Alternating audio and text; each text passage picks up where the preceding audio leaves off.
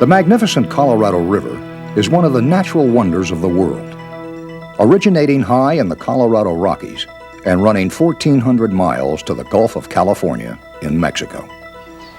Hi, I'm Robert Fuller. Please join me and my guest celebrities in the coming weeks.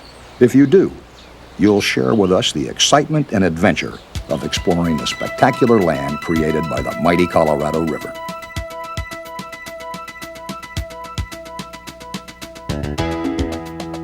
My guest this week is Buck Taylor. His face will be familiar to Western movie buffs. Buck has acted in everything from Gunsmoke to Gettysburg. His talents are not limited to acting. He's a gifted artist and avid sportsman as well.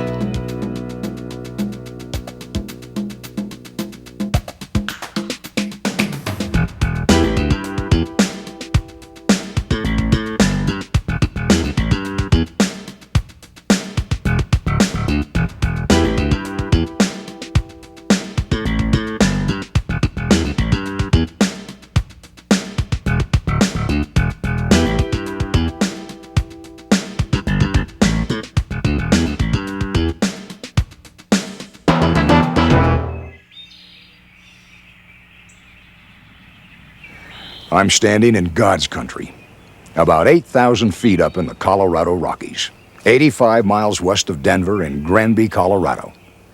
Now, some historians will tell you that the Colorado River starts as a trickle of water higher up in the Rocky Mountain National Park, and that's true. But that trickle flows into Lake Granby, and then flows out of this headwater to become the Grand, as she used to be called. Today it's called the mighty Colorado River.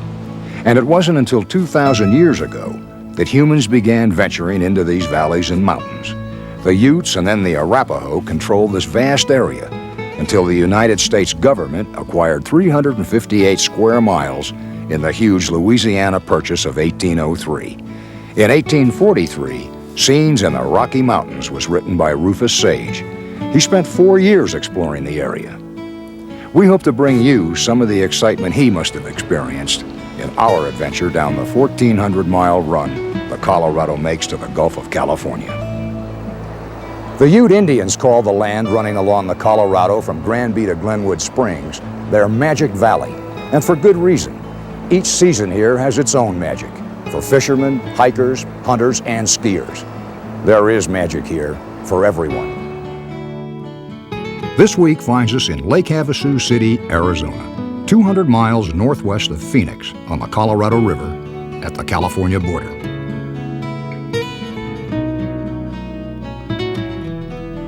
Don't go away, we'll be right back.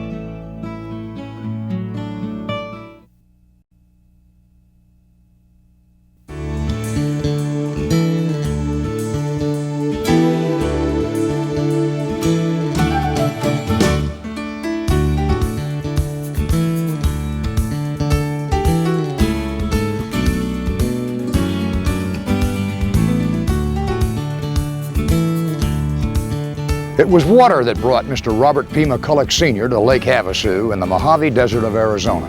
The 85-mile-long, 20,000-acre waterway has been a fishing paradise since it was created by the building of Parker Dam in 1938.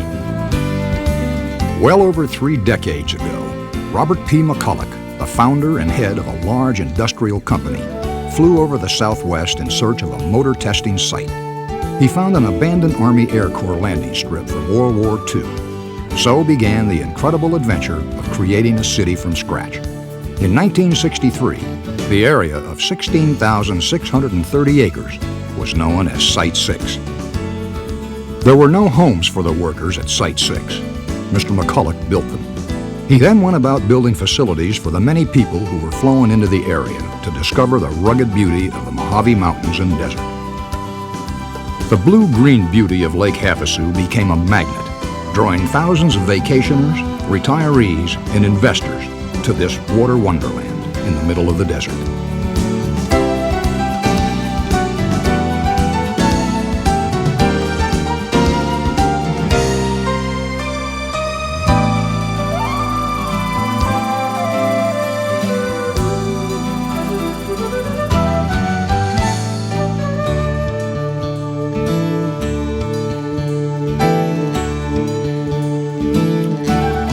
Mr. McCulloch shared a vision transporting the London Bridge to Lake Havasu. In 1825, a new bridge was built in London, England, to replace the first one built in 1176.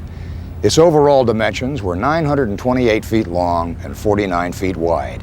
In 1962, Mr. McCulloch learned that the British government was putting the bridge up for sale.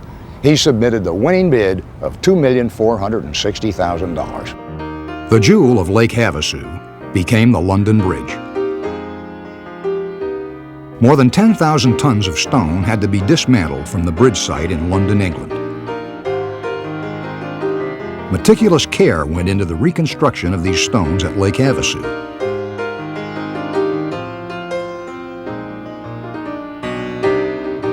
The bridge was started in 1968 and completed and dedicated with a colorful ceremony on October 10, 1971. Since then, people have come from all over the world to a little bit of England in the middle of the Mojave Desert, the result of a wonderful dream by a remarkable man of vision, Mr. Robert P. McCulloch and his London Bridge.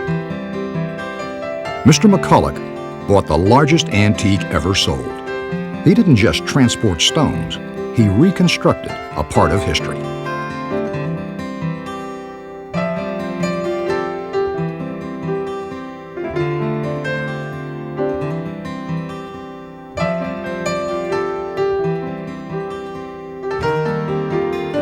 The wrought iron arch that Buck and I go through to enter the English Village area of the London Bridge might as well be a magic portal.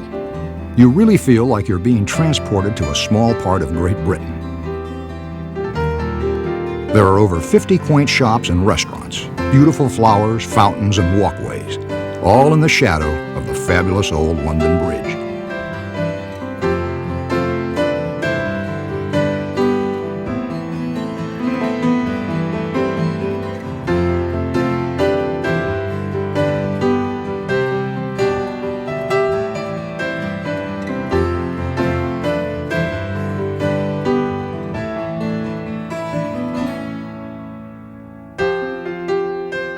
A lot of fish around here. Boy, there sure are all over the place. Let me show you something up here. You see those little white numbers up on the granite? Yeah. You know the story about this bridge at all? No, I don't. Well, I'm going to tell you. Well, you know, first of all, this was dry land. And then after they bought the London Bridge, piece by piece, they disassembled the bridge in London. Wow. And marked all of these outside pieces of granite. Then they had them shipped over here. Wow. While that was being done, they built a concrete bridge in the style of the London Bridge. Mm-hmm. The stuff arrived, the granite arrived, and they put it all on by number. I see. So that it's all true to the exact way the London Bridge was over there. Then they dredged this whole area out. There used to be a peninsula, and then flooded it with the water from the Colorado River, and now we have the London Bridge over the Colorado River. That becomes an island over there. Right. That's something else. Gee. Pretty interesting. The history of this, everything is passed underneath it and over top of it? Absolutely. Great Something history. else. London Bridge has fallen down and moved to Arizona.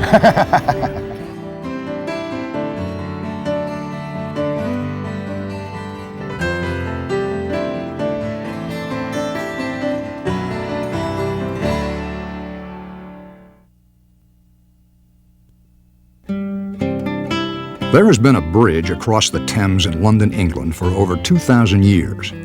The first stone version of the old London Bridge was built in 1176. There was a drawbridge to let ships pass, houses were built on the bridge, and thousands of people used the span every day. In 1831, the new London Bridge was opened. This is the bridge that was put up for sale in 1962. The London Bridge, whether old or new, whether in England crossing the Thames or in Lake Havasu City spanning a channel, is a people's bridge, enjoyed by thousands for generations. Some things don't change with time, they just get better.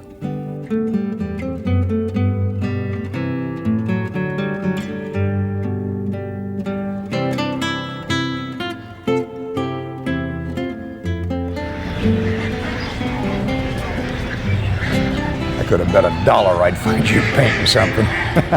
You know, Bob, before I got in the picture business, I wanted to be an illustrator. So I went to Chouinard Art Institute in Los Angeles.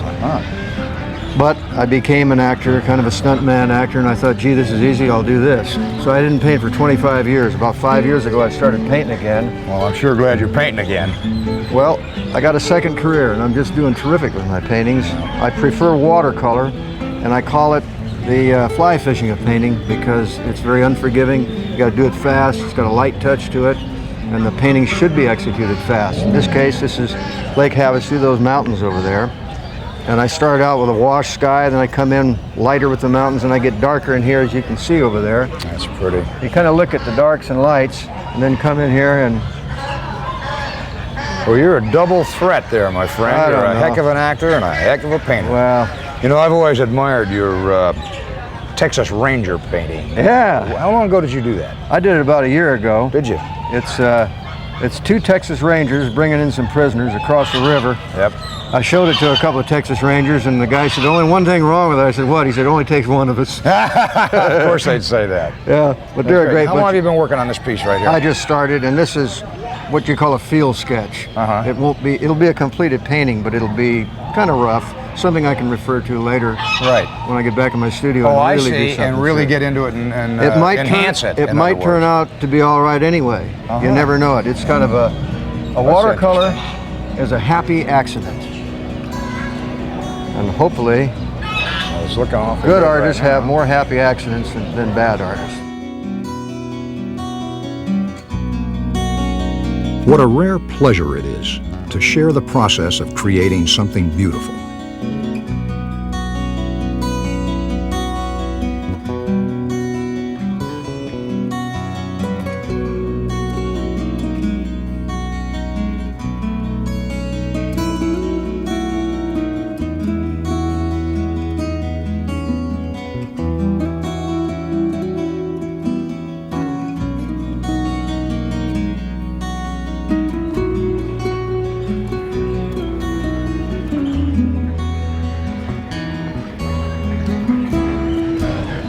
You gonna paint some quail in there? But I have. I painted my dad and I with some birds on point. Some bird dogs on point, rather. I haven't seen that one, but I bet it's nice. Well, I just love to paint. It's just something I do as often as I can when I'm out in the field, because this is where you get... Now, do you work hard at selling? I go all over the United States. You do, huh? This year I'll be at the National Finals Rodeo, the World Quarter Horse Show, the Denver Stock Show, the Fort Worth Stock Show, very good. Colorado Indian Art Market, Arlington, Texas Indian Art Market. I paint a lot, Bob. Who are some of our acting partners that have bought some of your work? Roy Clark. Oh, Roy's got some, Patrick of course. Wayne. Oh, Patrick's all got the Wayne family. Well, I'll be darned. Larry Hagman, Val Kilmer, Kurt Russell, you know, Sam Elliott. Yeah, that's So an I'm impressive in good company. client list there. Yeah. I should let this dry, come back, work on it a little later, and maybe we can go swimming or something. I don't know. All right, why don't we do something like that? That sounds good. You go ahead and finish there, and I'll catch you down later. Thank Keep you. looking.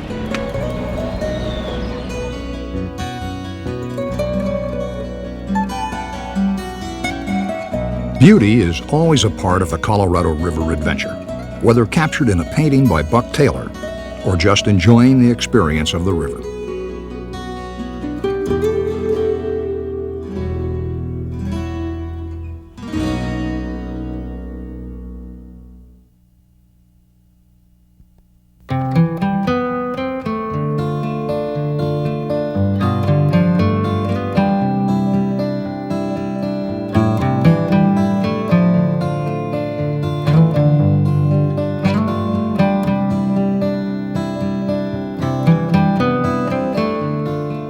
Got one. Got him.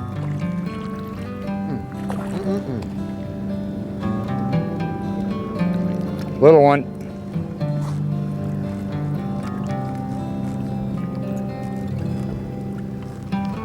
Ta-da!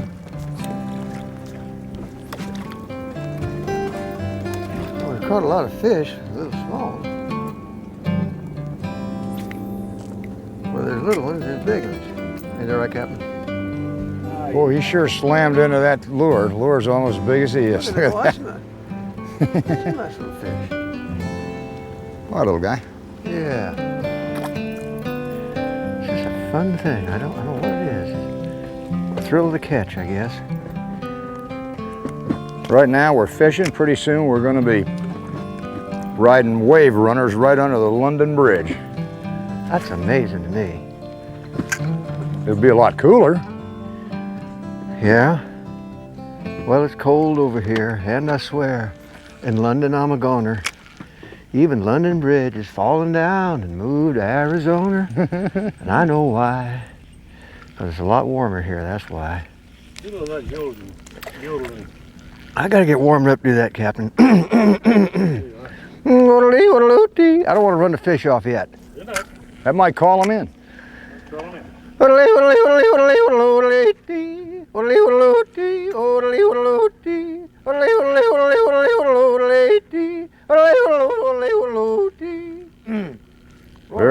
Was a yodeler. Boy, he sure was. That's good, Buck. That's really good. Well, I yodel a little bit, but I taught my son Adam, and he overdid me. He got with Rusty Richards, and he taught him how. Oh, Rusty's something else, isn't he? Yeah. But Adam is really good. Now Matt's beginning to yodel, and Cooper, he's got it. So I'm left out of this deal. Boy, they're looking at it. Oh, got him. Little tiny one, little tiny one, little tiny one. Got a bass there. Yeah. Put him back. Next time, come and see me. Bluegill. Nice bluegill, good size. Hit that map spinner. Pan fry. Watch it. Watch it, Captain. Captain Bird here's an expertise. Boy, you're putting it to me, Buck. That's 3 to zip. Yeah. Well, the captain, he's giving me directions. Captain Bird here. Is that what he's doing? Yes, sir. Thank you, sir. Fish. Thank you, sir. Keep that. Yes, sir. We'll have that one for supper, along with the carp you got. Pardon me.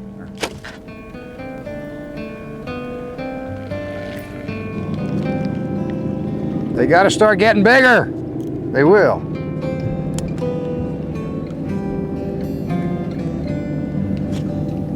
Right down the middle, wasn't he? Ah, Caruth. Oh! I got a hit. Boys, there got to be a big one in here. Let's hear that evil laugh.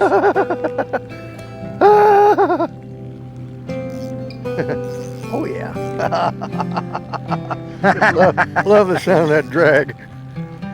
Oh, Ah, farmer. God dang. Man, I swore I had something on there. Think so? Shoot, man. No, I had something on there. No, I had some.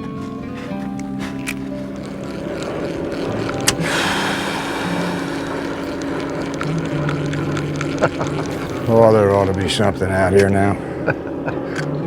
One more cast here. I'll tell you what, you can handle that lure pretty good.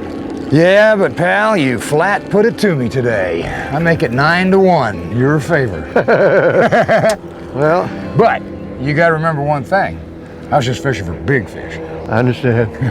I know they all count. That was great. Oh, Jay. You put it to me. Bob, Good. I love doing this. I know. And it doesn't matter if I catch any fish. Well, I'm glad you feel that way because that's exactly the way I feel. Well, I could it's do like this all day long. If we're bird hunting or fishing or whatever, it doesn't make any difference to me. Yeah, it's just nice to be outdoors, isn't it? Well, like I said, I'm serious. This is my church. This is my cathedral. This is, you know, I don't mean to sound corny, but it's a spiritual type deal. It's not corny. I feel the same way. And I believe it's here for us to enjoy. And it's a beautiful thing. Boy, I wish more people could enjoy this. Yeah, I wish they could too. It's funny. I talk to people all around the country, and and I ask them. I say, "Do you ever go fishing?" They say, "No, I've never fished in my life before." Well, and I can never get it through my head what those people are missing, and you can't explain it to them. no, because it teaches you a lot of lessons. It teaches you right off the bat humility. Like today? Yeah. Well, for me, not for you. Well, all of us. We all have that. And then it teaches you patience. It does. That's true. Oh, it's a beautiful sport.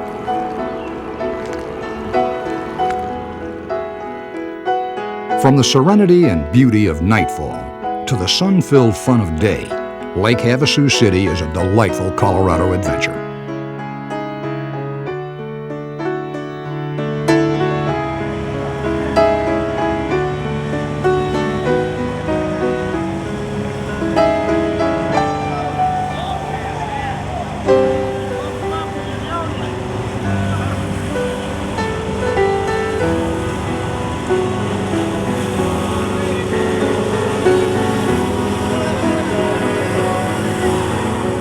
Whoa, Buckaroo.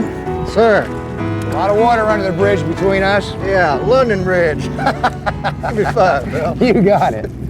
Well, pal, you did it. You got your first striper, had your first ride on a wave runner. Wow. And got to do some painting at Lake Havasu. I'll tell you, I did it all. These are great. Gee. Fun, huh? Pal, I want to thank you for coming and doing the show with me. Well, I thank you, Bob. I've had a great time. It's always a pleasure doing anything with you. When you get back home, give my love to Cannonball. I'll tell him. Okay, I sure will. Thanks. Be sure to join us next week for a very interesting adventure with our returning guest, the very talented actor, Doug McClure. You'll find Yuma, Arizona and Doug are full of surprises.